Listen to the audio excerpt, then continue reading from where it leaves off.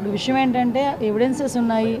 ఎవరైతే కంప్లైంట్ పెట్టారో కంప్లైంట్దారుడు తాలూకా ఎవిడెన్స్ ఉంది. అవన్నీ ఉన్న తర్వాతనే ఈరోజు పోలీస్ డిపార్ట్మెంట్ వాళ్ళు కూడా అరెస్ట్ చేయడం జరిగింది, కోర్టుకు ప్రొడ్యూస్ చేయడం జరిగింది, కోర్టు వాళ్ళు కూడా రిమాండ్ విధించడం జరిగింది.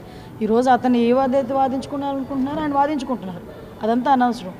ఈరోజు మాట్లాడితే బయటకు వచ్చి ఒక ఎస్సీ దళితుడుని ఇలా భయపెట్టారు అలా భయపెట్టారని మాట్లాడుతున్నారు. ఈరోజు భయపెట్టింది వాళ్ళు, బెదిరించింది వాళ్ళు, అతనికి ఆశ చూపిస్తున్నది వాళ్ళు, ఎట్టి పరిస్థితుల్లోని బయటకు వచ్చి ఇలా చెప్పకపోతే చంపేస్తామని చెప్తుంది వాళ్ళు. దాన్ని బట్టి ఈరోజు బయటకు వచ్చి ధైర్యంగా అతను మళ్ళీ కంప్లైంట్ చేశారు, వాళ్ళ బ్రదర్ కంప్లైంట్ చేశారు. ఈరోజు ఆ కంప్లైంట్ బేస్ చేసుకొని ఈరోజు కేసు పెట్టడం జరిగింది, రిమాండ్ కూడా వెళ్ళారు. ఏదైనా ఉంటే కోర్టులో తర్వాత తేల్చుకోవాలి. దాని గురించి కోర్టులో ఏమైనా మాట్లాడతాం. బయటకు వచ్చి వీళ్ళు ఈరోజు పాలిటిక్స్ మాట్లాడుతున్నారు. లాస్ట్ 5 సంవత్సరాలు జరిగినవి ఎవరైనా మర్చిపోయారా? లాస్ట్ 5 సంవత్సరాల్లో డీజీపీ ఆఫీస్కి కూతవేటు దూరంలో ఉన్న మా పార్టీ ఆఫీస్ మీద దాడి జరిగిన రోజు ఏమయ్యారు వీళ్ళందరూ కూడా మాట్లాడేటప్పుడు? ఆ రోజు సీఎం అతగాడిని తిడితే వాళ్ళ కార్యకర్తలకి బీపీ పెరిగి ధ్వంసం చేశారని చెప్పి మాట్లాడిన సీఎం, ఆ రోజు సీఎం ఈరోజు మాట్లాడుతున్నాడు.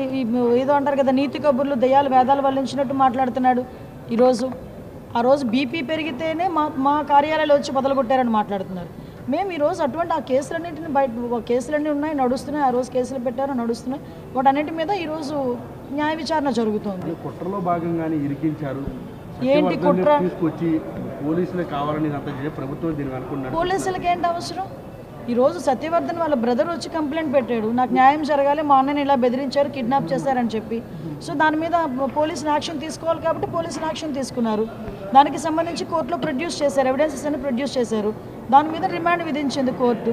ఫర్దర్గా ఏమైనా మాట్లాడుకుంటారు, కోర్టులో మాట్లాడుకోవచ్చు.